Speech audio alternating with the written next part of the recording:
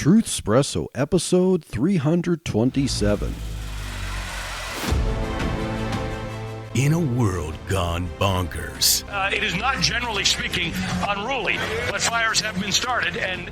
Where the culture is a dumpster fire. We're coming for your children. And churches have lost their way. I am really uncomfortable with the story of the crucifixion. It's time to wake up with Truth Espresso. Truth Espresso. Your weekly shot of truth. And now your host, Daniel Minnick.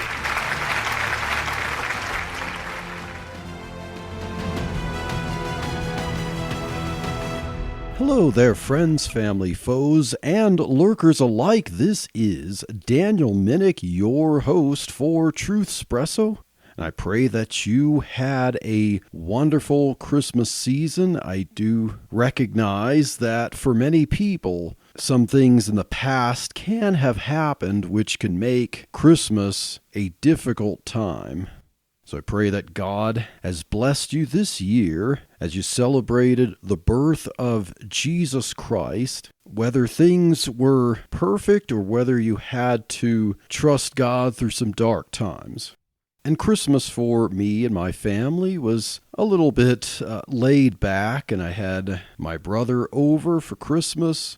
We would celebrate some Christmas together with other family on some other days, but on Christmas Day, just my family. My brother came over. Yes, the same brother John who was a guest a few weeks ago as we talked about our first dialogue with some Mormon missionaries.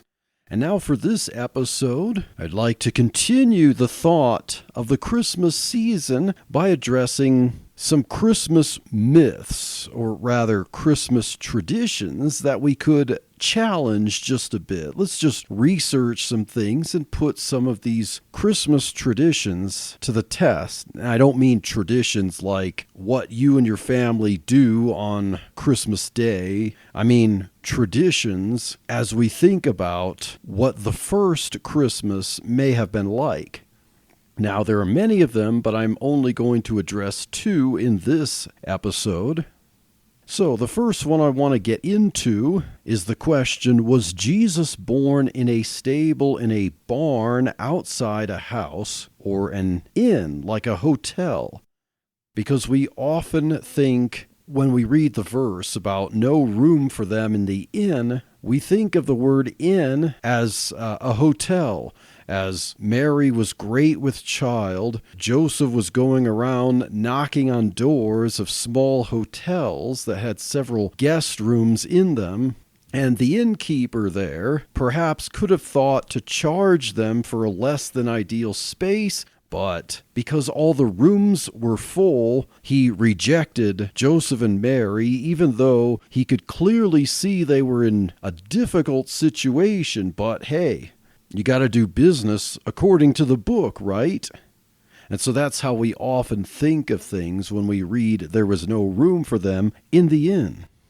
Now, in the Bible, there is one account in the Gospels that describes the birth of Jesus. And that is the Gospel of Luke. And the Gospel of Luke will be the center point of our word study to try to figure out just where was Jesus born? What kind of situation could they have been? So let's read some verses in Luke chapter 2, verses 1 through 7. And it says, "And it came to pass in those days that there went out a decree from Caesar Augustus, that all the world should be taxed. And this taxing was first made when Cyrenius was governor of Syria. And all went to be taxed, every one into his own city." So this is a census that goes out, and kind of like in the United States, we have the census every 10 years to try to figure out demographics, population counts, and where everyone resides, what voting blocks look like, all kinds of stuff. So there was political reasons to enforce this, but what's interesting is that this also resulted in Joseph and Mary having to go to Bethlehem, where it was prophesied that he would be born. And we're going to look at that in another tradition that we're going to answer. But it's amazing just how God worked, even through the wills of self-centered kings, to try to implement a census for taxing purposes just at this right time that would make Mary and Joseph have to travel to Bethlehem at a time where Mary would deliver Jesus in the city which was prophesied that Messiah would come from.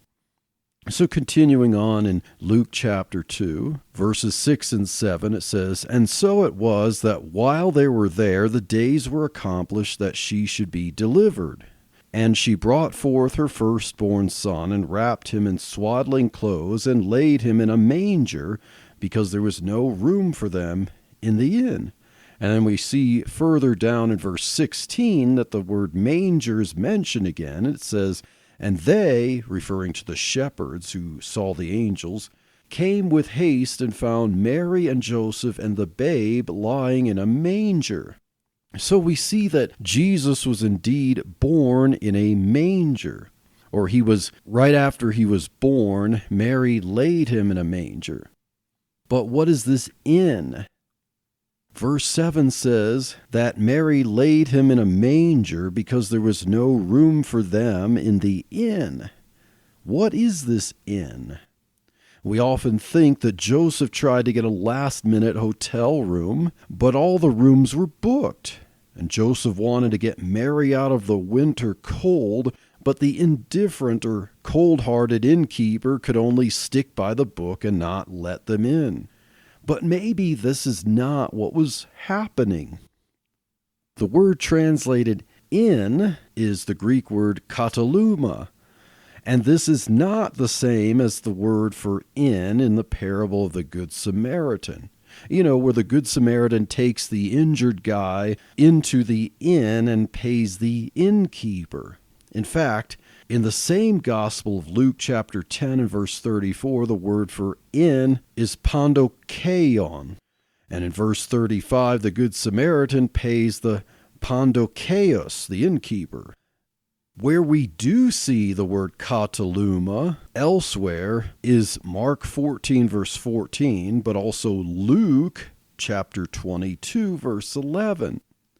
And so Luke, as the writer of this gospel, purposefully uses the same word for the inn that found no room for Joseph and Mary with the word that we see, guest chamber or guest room, in Luke 20-11. And the time of the Passover was at hand in this portion of the Gospel of Luke, and the nomadic Jesus and his disciples needed a place to celebrate the Passover. And Jesus told Peter and John to find a place, and they asked him, "Where would we go?" And Jesus told them that they would see a man holding a pitcher of water, and then they would follow that man to his house, and then tell the man that their master needs to use his guest room to eat the Passover with his disciples. And so this guest room in this house is kataluma, the same word, where Joseph and Mary could not get in because there was no room for them in the inn or in the kataluma. So a guest room in a house is not like the inn that we might think today, where an inn is a place where people pay to spend the night, like a hotel room. So what really was going on, if we're to understand that the place where there was no room for them was a guest room of a house?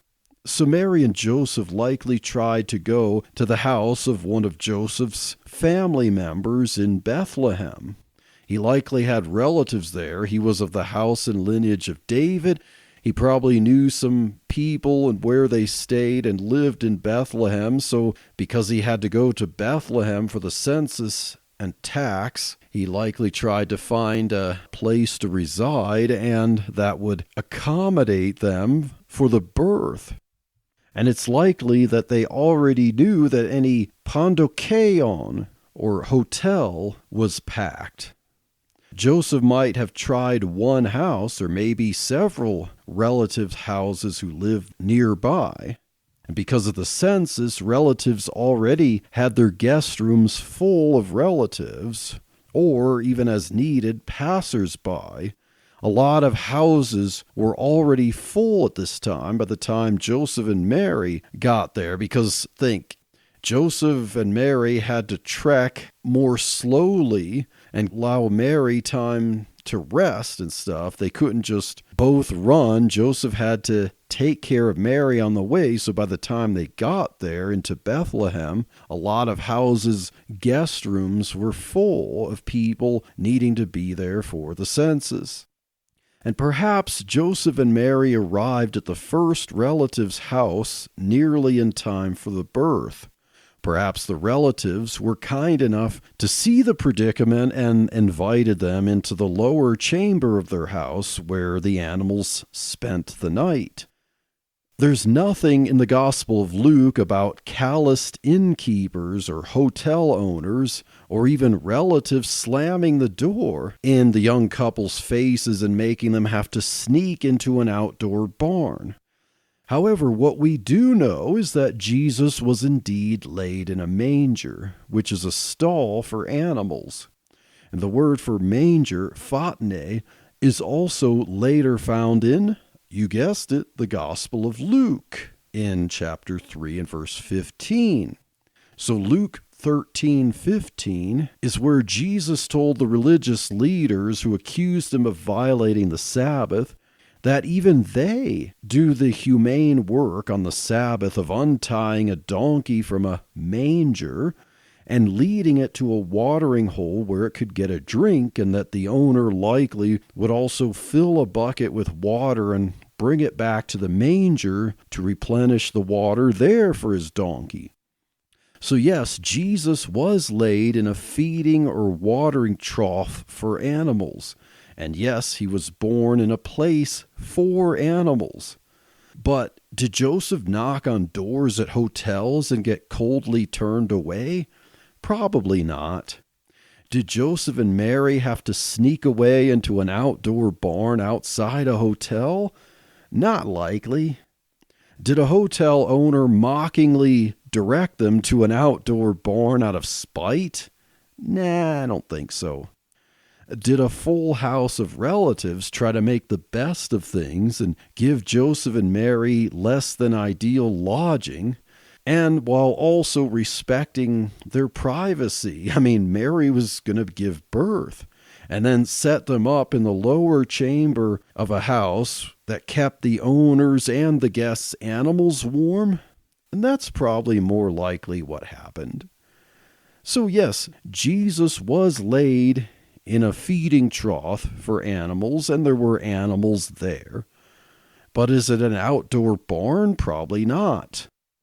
And did Joseph knock on hotel doors and get coldly turned away? Probably not. So maybe we could rethink that part of the story and rethink those traditions based on the English word in translating the Greek word, which really means guest room. Hi, I'm Sharon Wilharm, host of All God's Women podcast and internationally syndicated radio show. I'd love to invite you to join me as we bring to life the stories of women in the Bible and discover their relevance for our lives today. Listen at allgodswomen.com, your favorite podcast platform, or at christianpodcastcommunity.org. Now, the second question that we can ask, the second tradition that we could ask about and study and see if it holds up, is the question, who were the wise men, and were there 3 of them? So who were these wise men from the east? And we call them magi because the Greek word magoi, or the singular magos, is what is said of them in Matthew chapter 2. And the text isn't clear what east means. All we know is that it's east from Jerusalem. It could be Arabia, it could be Persia, or maybe even as far east as Western Asia. Clearly, we get the word magician from this, and clearly there is some relationship between this word and magic. And the Bible, the Old Testament and New Testament, normally speaks of magi in a very negative light. The word often refers to sorcerers or wizards that the Mosaic Law commanded should be put to death because they claimed to practice supernatural powers in defiance of Yahweh God. Perhaps they were using powers that the devil or demons had. And we know that King Saul disobeyed God by consulting with the witch of Endor to talk to the departed Samuel, and she was probably a type of magi, a type of magos in ancient Israel. In Acts 13, verse 6, a form of magos describes a sorcerer named Bar-Jesus, who was a false prophet. So this guy was calling himself the son of Jesus, but he was falsely prophesying and deceiving people through sorcery. But he was open to hearing Paul and Barnabas. However, verse 8, 2 verses later, references another sorcerer named Elymas, who wanted to keep his apprentice Bar-Jesus from being converted. And then Paul and Barnabas criticize his efforts and end up blinding him, and then Bar-Jesus gets converted. So who were the Magoi in Matthew chapter 2 who seemed to be good guys according to the account here? And John Gill's commentary dispels the idea that these guys could have been from Babylon or Chaldea, because that was more north and not east. And Gill argues that if they were from Chaldea, they would more likely be the bad kind of magi, as King Nebuchadnezzar consulted to interpret his dream of the statue. And Gill believed that they were more from Persia to the east. Adam Clarke, in his commentary, mentioned that the Jews believed these wise men were from Saba and Arabia, and were descendants of Abraham through his late wife Keturah after Sarah died. And Adam Clarke also suggested that they could have been Persians. And Matthew Henry, in his commentary, favored the Arabian explanation. Now of note, one verse in support of the Arabian understanding is Isaiah chapter 60 and verse 6, and we know that Isaiah has prophecies of Messiah. So Isaiah 60 verse 6 says, "The multitude of camels shall cover thee, the dromedaries," or a type of camel, "of Midian and Ephah, all they from Sheba shall come. They shall bring gold and incense, and they shall show forth the praises of the Lord." Now Midian was a descendant of Abraham. So the Midianites were kind of a branch from Abraham that occupied Arabian areas. But of course, this verse, as stunning as it is not a direct prophecy of the advent of the Messiah, but rather of how the kingdom of Israel would regain its influence among the surrounding nations. But still, it's hard to knock the clearness of this. Camels from Midian and Sheba, and then it says that they shall bring gold and incense. That seems to cover it. Now, if the wise men were Persians, one of the ancient traditions allowed them to be kings, as some Christmas songs call them, because a Persian could not be a king without first being educated as one of the Magi. However, the Bible never says that these wise men were kings. Now, I believe that the Magi were more likely from Persia. We know Daniel had a huge influence in Persia under Darius the Mede and Cyrus the Persian, and Daniel was, of course, the ultimate Magi in the biblical sense. He interpreted King Nebuchadnezzar's dream. He interpreted the writing on the wall for King Belshazzar. He escaped the lion's den without a scratch. He also had visions from God and got prophecy from angels. And he may have left a legacy with the Persian Magi and created a tradition that involved worshiping the God of Israel and studying the Hebrew Scriptures, including the prophecies. And they would most certainly have Daniel's prophecy of the 70 weeks, which, of course, provides a timeline that would indicate the Messiah's birth was imminent at the time of these wise men. And the wise men mentioned that they saw the Messiah's star in the east, or you can understand it as saying rising in the east.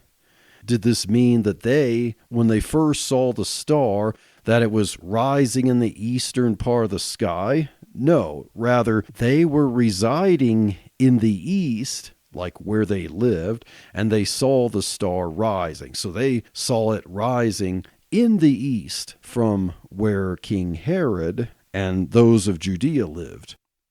So Matthew chapter 2, verse 2 mentions these wise men visiting Herod, and it says, they said, "Where is he that is born King of the Jews? For we have seen his star in the east and are come to worship him."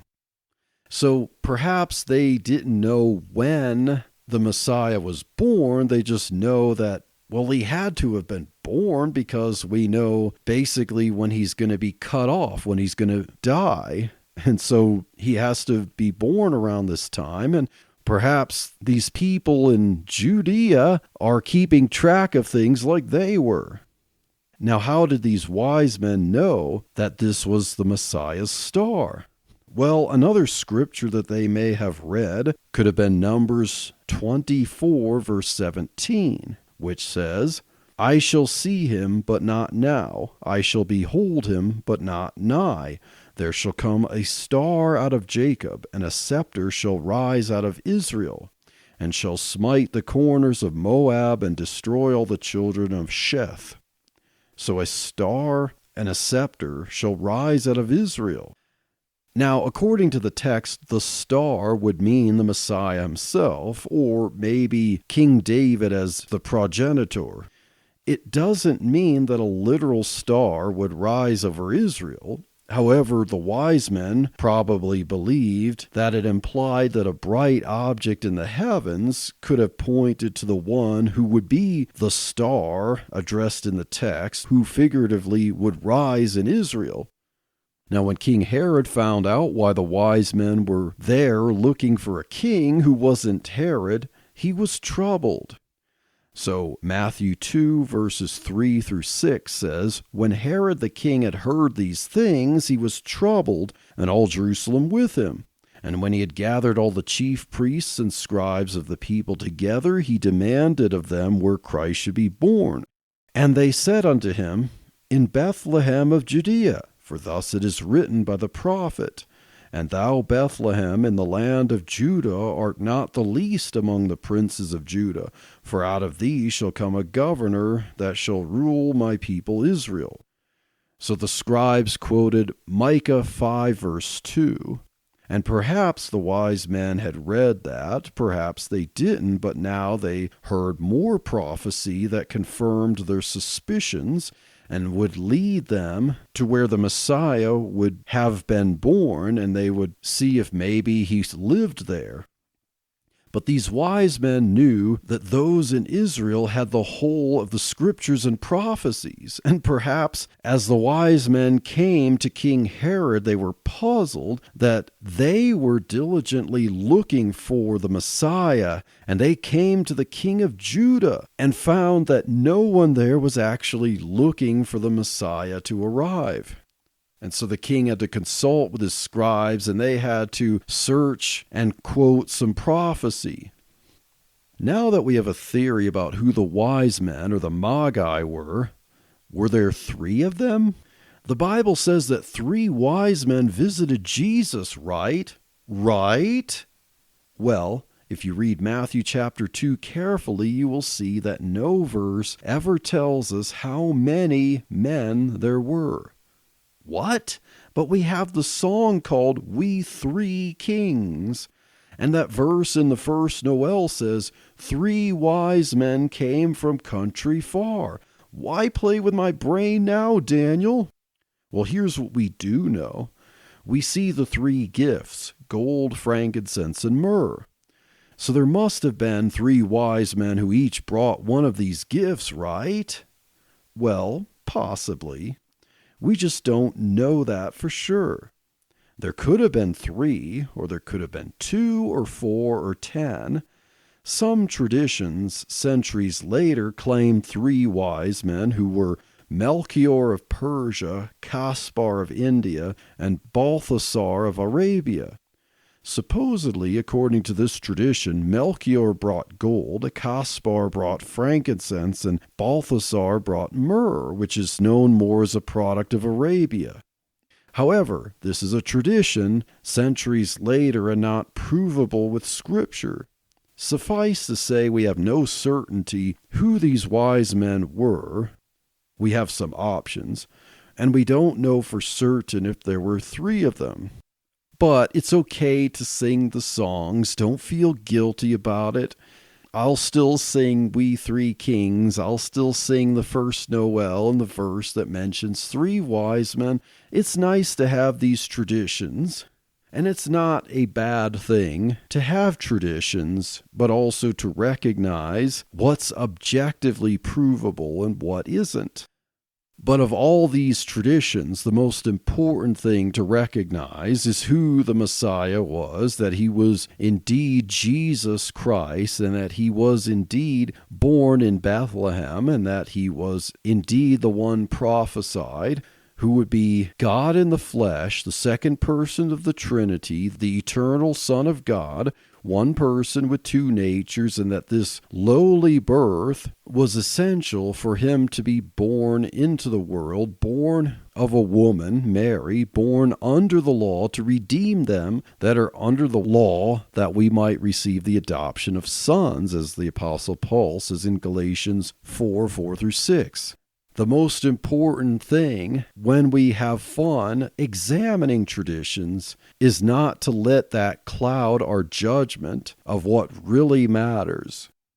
And that is how the first Advent, how the birth of Jesus Christ is essential to the gospel. His birth, his life, his death, his burial, his resurrection, all of that is substitution. And substitutionary atonement is the essence of the gospel. Jesus couldn't have just arrived, appeared on the scene, and then died to be our substitute. To be our substitute included the fact that he vindicated God's creation of humanity, recognized the fall, and that he vindicated God's design of human life beginning at conception and going through birth, as the very Son of God started off as a conceptus and into a fetus and into a baby who was born, if we use modern terms. And so Christmas is indeed undeniably pro-life, and it's important to recognize that the birth of Jesus Christ isn't just incidental, it's not just an accessory to the gospel. It is part of the gospel. It is part of essential truth, and it's part of why the death of Christ was necessary. He had to be conceived and born, and he had to live a life under the law. So he had to grow up as a child. He had to substitute and be the perfect, spotless Lamb of God in every aspect, from conception through birth, through childhood and manhood, and then ultimately death. And so that's what makes Christmas great and important, because it's the start of the gospel there. And so I hope you enjoyed this episode of Truthspresso about Christmas topics, and understanding and studying some traditions and seeing if they hold up, and seeing some plausible understandings of the way things probably were versus how we may think of them, but also understanding what's really important about Christmas. And so I hope that you enjoyed this and stay tuned for the next episode of Truth Espresso, and God bless.